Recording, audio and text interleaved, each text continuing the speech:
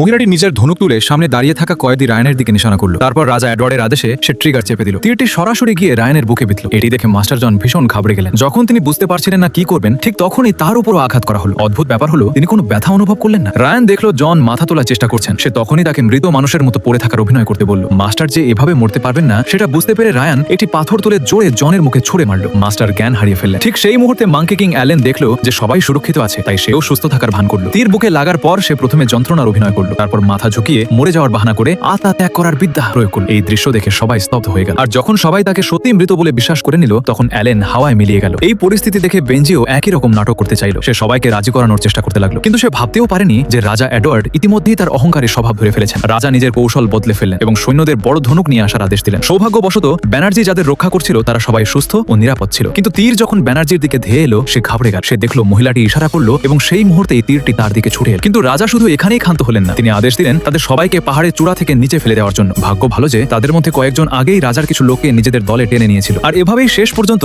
এক অদ্ভুত সংযোগে তারা সবাই বেঁচে ফিরল।